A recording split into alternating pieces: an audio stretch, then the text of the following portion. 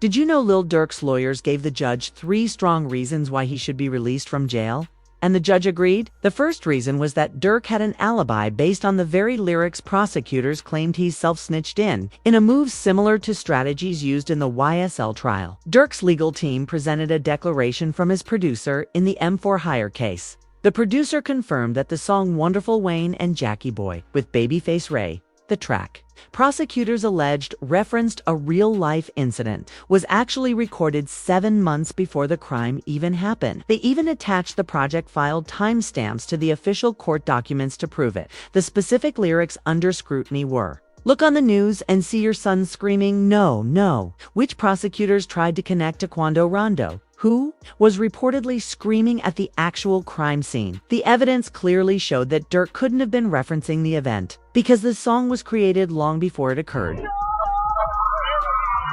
This man, a passenger in that car, frantic at the sight. They also tried to connect other lyrics to the case. Lil Durk's team pointed out that in the song Durk says, "WPS told me they got an attorney to go get the location," referring to a situation where information about someone's whereabouts was being discussed. This ties into an announcement made by Brick Baby, who said he would have dropped Quando Rando's location if Lil Durk had asked him, out of loyalty to Durk and his crew. Why is that? Then it's people like, you lined up somebody from your hood. Like, listen, I didn't. But at the end of the day, what's wrong with giving my friend the address? Oh, this is my boy. He lost his boy. Who did it could be around. 9 times out of 10, he had to ask me, I probably would have been, because if he even asked anybody, if this is even true. But 9 times out of 10, like I said, can I leak a bar? Sure. I said if you make the call right now, I'd accept it. Right. Brick Baby had already agreed not to testify against Lil Durk, but the connection to the Quando Rando screaming lyrics remained one of the biggest coincidences in the case. However, prosecutors weren't backing down. They revealed their own evidence against Durk, announcing that they had over 230 gigabytes of digital material, including audio and video recordings, as well as surveillance footage. On top of that, they disclosed that 20,000 pages of reports were being processed for discovery. Even DJ Academics spoke out about the situation, claiming that much of the evidence would point back to Lil Durk's music. He suggested that Durk's albums could be seen as a roadmap to many of the crimes that prosecutors were investigating. 2020 Bond, 2021 his brother, 2022 is who his brother, they get caught. To Bond, at least a cousin of theirs get caught.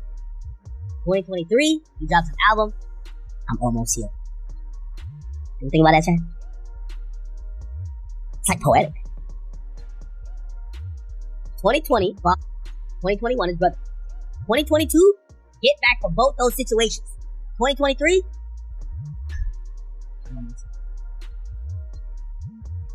However, Lil Durk's lawyers were prepared for this. They called out the federal authorities for failing to properly protect Durk while he was in jail. As part of their argument for his release, Durk's legal team presented the second major reason: reports that his sudden prison transfer was caused by issues within his cell block. Being a high-profile rapper made him a target for commissary extortion and financial threats. The judge was informed that Lil Durk's life behind bars had not been easy, and he was not receiving the protection he was legally entitled to. His lawyers also raised serious concerns that Quando Rondo may have been sending threats, orchestrating hits toward Durk in retaliation. This theory gained traction after both Quando Rondo and Lil Tim gave separate interviews.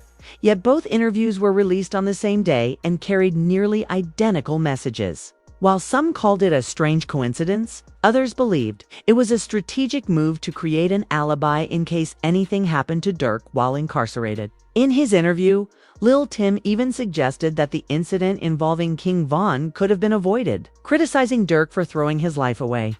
By seeking revenge over a conflict they were supposedly ready to leave behind. Like I was just protecting my little brother. When you did finally find out that it was King Von, how'd you feel? I was like, damn, if Brian did that stupid shit last night, he still would have been alive. That's how I was. But I was like, yeah, I ain't no the type person I am. Like, I'm a humble person. I ain't no disrespect to like his mama saying. community like that, because I could easily get on that type of stuff and be clout chasing type. But like I ain't on that type. I'm a humble person, but it's like they ain't never popped that shit off. That shit would never happen.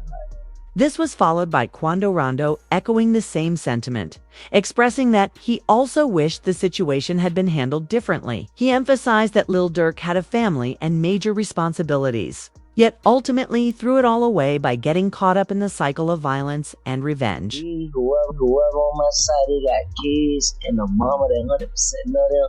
And at the end of the day, bro, all this bull that we talking about is stupid.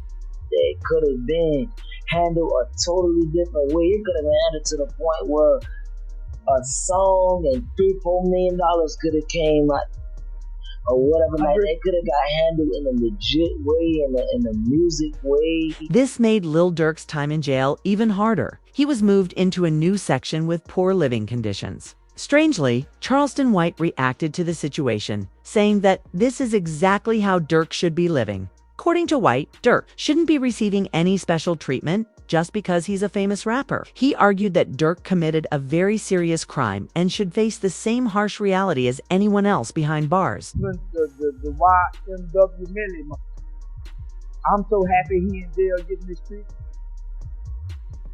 See, I'm so happy he in jail getting this treatment, homie. Homie, when you take a life, homie, you ain't got a right to complain about a motherfucking thing about being mistreated when you done chose to play. Think somebody. Lil Durk's lawyers continued to present his alibi and outline the reasons for his mistreatment in jail. However, the prosecutors weren't holding back. They announced that federal authorities believed Durk paid to have two people dealt with. First, Stefan Mack, who was allegedly involved in the death of Durk's brother. Second, OTF Jam's baby mother, who passed away after Durk discovered Jam was wearing a wire. The feds believe OTF Jam holds the key to linking Durk to all three crimes. They pointed to an Instagram live video where Durk reportedly noticed Jam was wearing a wire. In the footage, Jam was seen holding the top of his jacket, whispering into it and checking to make sure everything was connected.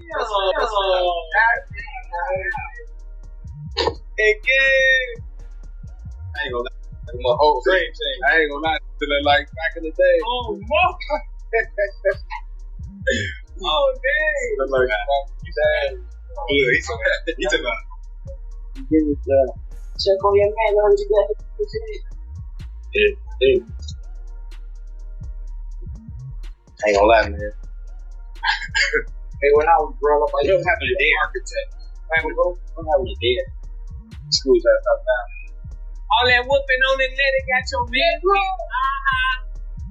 Let's go. In addition to this, the prosecutors dug deeper into other incidents connected to Lil Durk and uncovered serious evidence. They announced that a newly unsealed file from Chicago linked Durk to the alleged involvement in the death of Stefan Mack. Authorities believe Mack was targeted as an act of revenge for the death of Durk's brother, D. Thing, on January 27, 2022. While prosecutors haven't officially charged Durk yet, he has been named in the recently unsealed documents ahead of his detention hearing. According to the court records, they included an Instagram story that Durk posted 30 minutes after Stefan Mack's death. The following day, Durk allegedly shared another Instagram post in which he appeared to be laughing. What? Somebody said slap car. What is it? Slap car. As the prosecutors continued to build a timeline surrounding the Instagram Live, it's rumored that the post was made the day after the incident occurred. But things take a darker turn when the prosecutors shared a video clip of Brick Baby speaking publicly. In the video, Brick Baby claimed that no one could deny Lil Durk had retaliated for King Von anymore, referencing Lil Pab, who allegedly snitched on Durk in front of millions. The situation became even more awkward when shortly after Durk's arrest, Brick Baby went live on stream and reacted to an old interview he had given months prior. His comments added another layer of tension to the unfolding case. But was this an attempted hit? I was saying that. What? Like, you can't say that. Oh, because of FBG Cash? Oh, who? Nah, because Lil Bob. So this is about the. Oh, what's that? But I'm just saying, they just say you can't say that no more. As the feds began to focus on Lil Durk, one of the first pieces of evidence they uncovered was footage of him jewelry shopping with King Von, accompanied by two of the suspects in the IDF case, DD and Boogie. Let's go over there. Boss, you good? My boy. They got real in here, man. Given that both Dee and Boogie were frequently around King Von every day, it seems highly likely that they sought revenge for his death, which led them to team up with Lil Durk. This sparked major rumors that members of OTF would begin cooperating with authorities against Durk. In response, OTF BSO stepped in to calm everyone down and put those rumors to rest.